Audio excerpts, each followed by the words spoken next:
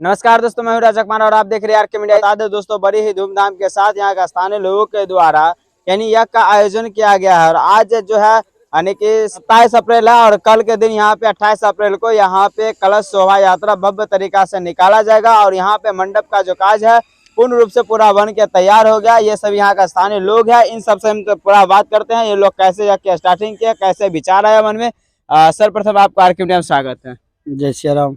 जय श्री राम। अपना परिचय देंगे? हमारा परिचय तो है ग्राम महेश्वर नरकटिया जी। यहाँ ये यज्ञ की तैयारी जो चल रहा है ना जी। ये हमारे संत गुरुदेव महाराज है, उनके द्वारा ही यहाँ का यज्ञ का स्टार्टिंग किया जा रहा है।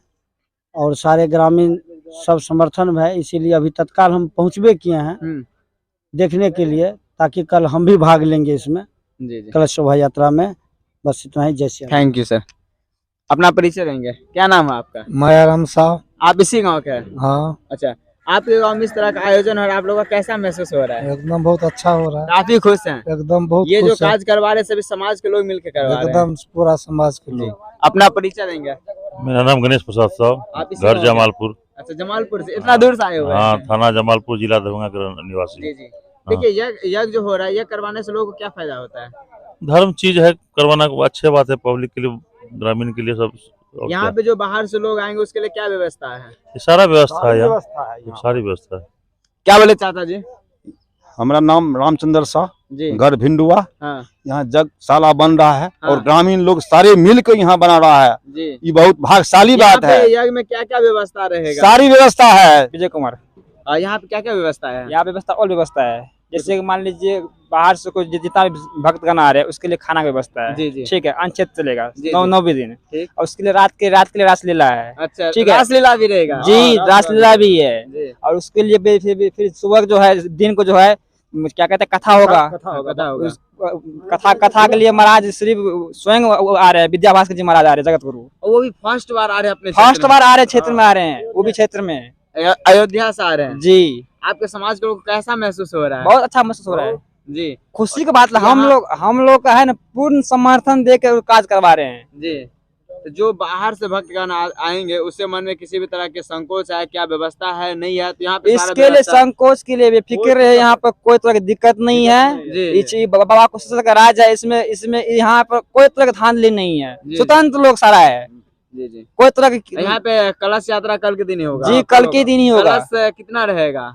कलश कितना रहेगा कुछ मालूम है आपको? देखिए, आंकड़ा तो 1000 लमसम है, लेकिन अभी हम तेरे नहीं फाइनल बढ़ ही सकता है। जी जी जी जी।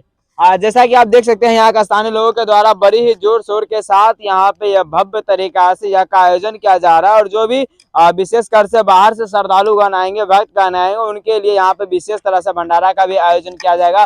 उन्हें रहने के लिए यहाँ पे रात्रि विश्राम की व्यवस्था किया जाएगा। और यहाँ पे रात को मनोरंजन के लिए रासलीला की व्यवस्था हुआ है। और सुने कि यहाँ पे मतलब झूला उला भी लगेगा? जी हाँ। झूला में क्या सब लगेगा? झूला आपका टावर झूला है, किसी रेल है, उसके बाद किसी मौत कुआ है, यही सब है। ब्रेक डांस भी है, डांस वाला झूला है? जी, वो भी सभी है। बच्चे लोग के लिए भी है कुछ? हाँ हाँ। जी जी जी। और मीना बाजार में क्या कुछ व्यवस्थाएं हैं? मीना बाजार में व्यवस्था यही सब है, जो लगता है तो वही चलेगा।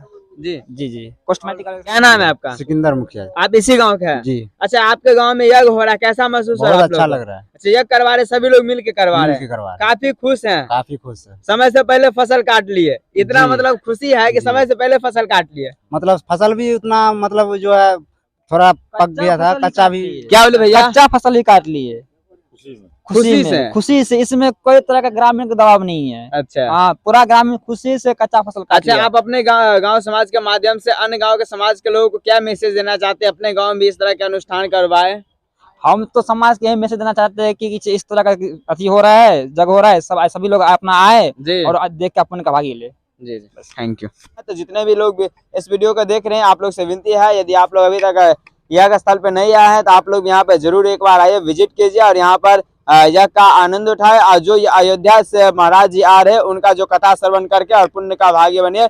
मिलेंगे फिर नेक्स्ट वीडियो में अपडेट के साथ। यहाँ का हर एक अपडेट देखने के लिए आप आरके मीडिया को जरूर सब्सक्राइब करें।